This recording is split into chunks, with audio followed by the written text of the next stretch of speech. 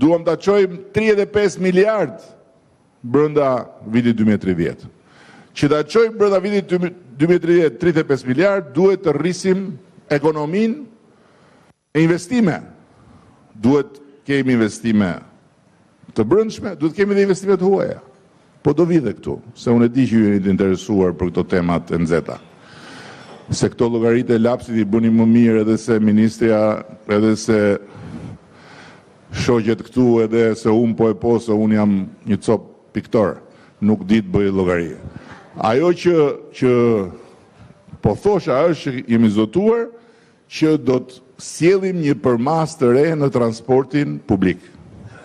Dhe për këtë arsye kemi bërë një projekt i cili është një projekt i Fondit Shqiptar Zhvillimit në bashkëpunim me bashkitë me koordinimin e Ministrisë së Pushtetit Vendor për të vendosur në dispozicion të bashkive si fillim, duke filluar më pastaj më tutje me bashkitë që janë bashki turistike ku numri i turistëve rritet në verë, një numër autobusësh elektrik që nuk konsumojnë karburant, po punojnë me energji elektrike dhe që do t'jenë një forcë e shtuar në një mjedis ku janë shtuar në mënyrë maramëndse turistët, po ku transporti publik ka mbetur mbrapa. Dhe paralelisht me këtë, kemi vendosur po ashtu një volum tjetër financimi për të vazhduar me mbrojtjen nga përmbytjet, mbrojtjen nga zjarret e kështu me radhë, për makineri që do t'i vijë në dispozicion bashkive dhe do të krijojmë një sistem mbrojtje të konsoliduar në nivel kombëtar. Janë edhe një sër ndërhyrësh të tjera, por këto janë ato që mund të them kanë një impakt të drejtë për drejtë qoftë në ekonomi, qoftë në zhvillimin urban, qoftë në zhvillimin rural dhe patjetër në aspektin social. Ndërkohë që kemi dyfishuar tani, dhe do besoj këto ditë do ta bëjmë, kemi dyfishuar financimin për të rinjt, të reja dhe të rinjt që merren me teknologji dhe që krijojnë startupe dhe që pastaj hapin rrugën për të krijuar biznese ku kemi parë fal edhe kësaj mbështetje që kemi bërë në vite një rritje të madhe të aplikimeve. Kemi filluar me 40 ca aplikime, kemi arritur në 1180 ca, 200 nuk ka rëndësi, po kemi kaluar mbi 1000. Dhe duke qenë se fondi që kishim në dispozicion ishte i pamjaftueshëm për t'i financuar projektet që kanë potencial, kemi vendosur ta dyfishojmë atë fond. Dhe nuk e kemi harruar, edhe nuk kemi si të harrojmë, që themra e Akilit në gjithë këtë progres është shëndetësia, ku tani më transformimi i madh që kemi bërë i infrastrukturës duhet shoqëruar me një rritje të cilësisë së shërbimit, të cilësisë së barnave kështu me radhë. Por qysh se ndodhi ajo kriza e shëmtuar e onkologjikut, ne jemi fokusuar aty dhe me akti normativ kemi vendosur 15 milion euro vetëm për barnat onkologjike që do fuqizojnë kapacitetet e sistemit për të vazhduar, për të bërë më të mirën për kurimin e pacientëve.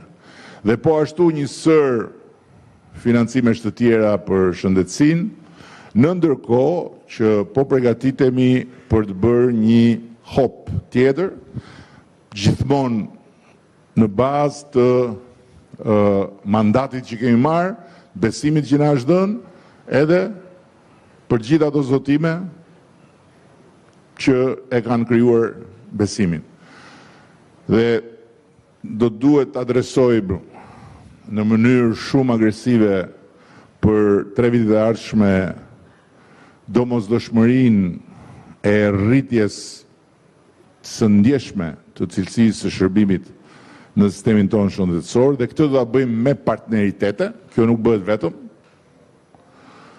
Do ta bëjmë me partneritete, sepse këtu po krijohet një konfuzion i madh. Këtu kemi rreth 1 muaj që dëgjojmë çuditëra shumë të mëdha, por unë nuk mendoj që i është lënë Shqipërisë dhe i është lënë shqiptarëve të rishpikin rrotën. Nuk mendoj që Shqipëria dhe shqiptarët kanë etje apo kanë uri për një tjetër eksperiment social dhe ideologjik se i kemi provuar në të shkuarën. Unë mendoj që ne duhet jemi të vendosur që të rrisim kapacitetet tona për të konkuruar me tjerët. Dhe nëse të gjitha vendet, të gjitha shtetet, shtete demokratike, mbretëri, autokraci, diktatura, çfarë të doni ju, të gjitha